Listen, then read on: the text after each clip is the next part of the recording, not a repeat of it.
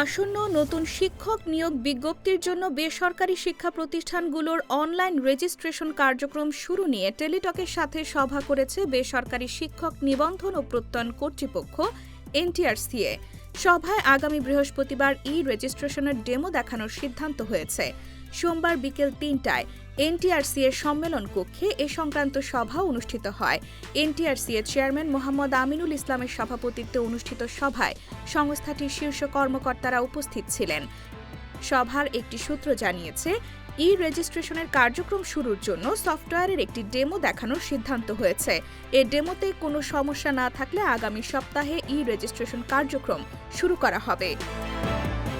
নাম অপ্রকাশিত রাখার শর্তে সভায় উপস্থিত এনটিআরসি-এর এক কর্মকর্তা দ্য ডেইলি ক্যাম্পাসকে বলেন, বৃহস্পতিবার আমাদের আরেকটি সভা হবে। ওই সভা শেষে রেজিস্ট্রেশনের বিজ্ঞপ্তি প্রকাশের দিনক্ষণ এবং রেজিস্ট্রেশন শুরু ও শেষের তারিখও চূড়ান্ত করা হবে।